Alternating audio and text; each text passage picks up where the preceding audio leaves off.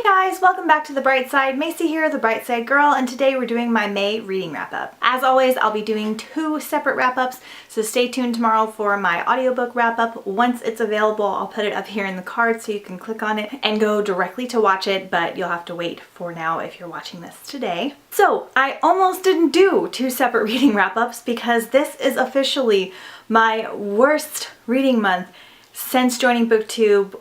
Just since the past like 3 or 4 years. I only read 3 books this month, which beat my reading of 4 books last month by a landslide because these were smaller books. They were easier to read, smaller books, unlike last month where I read some bigger chunkers. The reason I only read 3 books this month is because just too much was going on.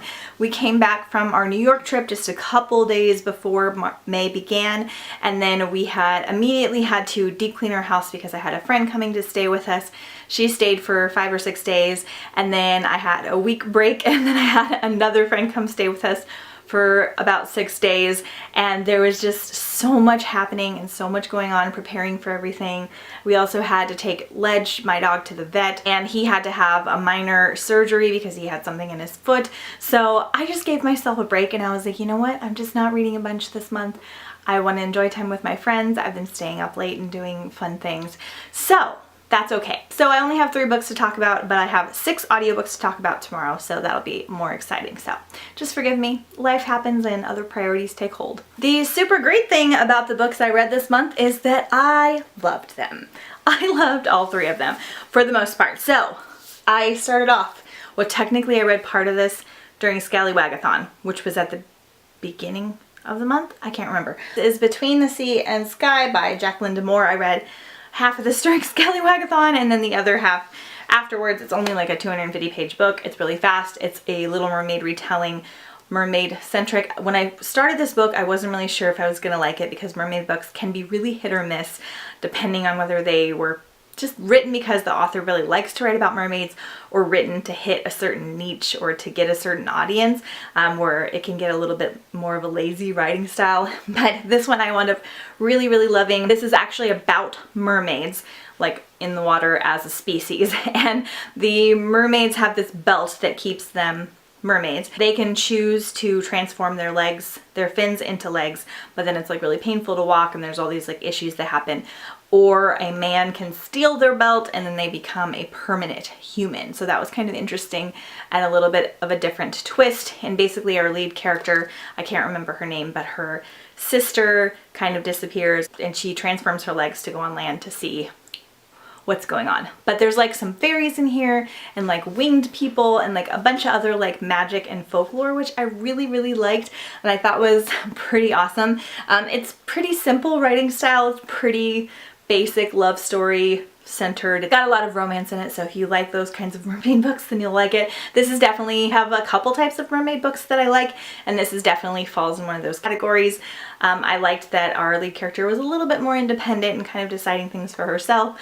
And yeah, I just really enjoyed it. It was a really fun, kind of simple read, and I'll be recommending it for Mermaid Marathon, which is coming up, I think, at the end of the month. I'm not sure. I'm waiting for the poll results to finish. And I wound up giving Between the Sea and Sky 3.5 stars. Then, I don't know why, but I hauled everything this month. And sometimes this just happens to me. I just really wanted to read it. I don't know if it's because the cover is so like springtimey with all like the flowers and the weeds and everything. This is a contemporary book about a girl who has an illness where she's allergic to everything and she can't leave her house and she falls in love with a boy. I don't really like contemporaries that much. I don't really like stuff about illness in books. I just don't like it. I just don't really like stuff about illness in books either. But for some reason, this one just called to me. I think partially because it's beautiful, partially because it has a slightly different format. It's called kind of like a diary, but there's also like texts and journal entries.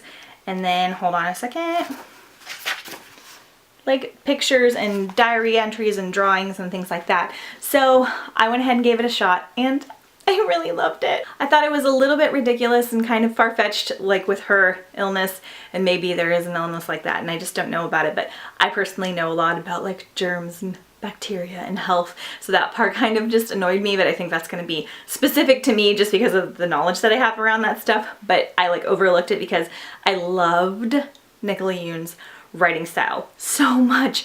I really loved it. It was just flowy and fun and romantic and just, I just thought it was so much fun to read. The story itself is kind of out there and a little bit wacky as far as like what happens and the way the story progresses, but I don't know, it was romantic and it was adventurous and it was silly and it was shocking, and I really liked it. I'm really surprised. Now I will read The Sun is Also a Star by her, which again I had absolutely no interest in reading, but I really enjoyed her writing style, and I liked that this had like some harder topics, but they were told in just such a lighter, not too intense of a way, if that makes sense. So I gave this book 4.5 stars. And lastly, I read The Game of Thrones, the graphic novel, Volume 1, because my friend Taylor and I did a trade and she mailed me these absolutely stunning Game of Thrones graphic novels because she knows I love the show and I've recently gotten into graphic novels. She sent me the first 3. I'm not sure how many of them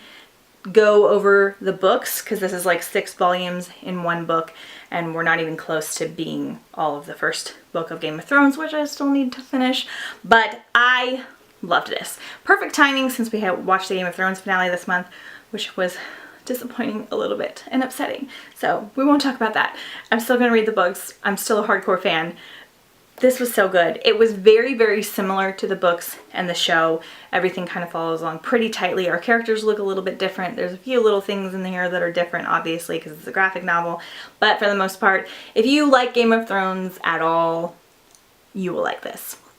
Plain and simple. Really fun, really beautiful. It has an opener from George R.R. Martin talking about the evolution of the story from book to TV show to graphic novel, and it was really well written, of course, and really fun to read about as well. So I wound up giving this one 5 stars. And that's it. Those are all the books that I physically read in May. I know for a fact I will do better in June because it's looking like you guys are going to pick the end of the month to do Mermaid Marathon, possibly beginning of July. But either way, I'll be reading a lot more mermaid books and things like that, a little bit of lighter things that I'm going to get through.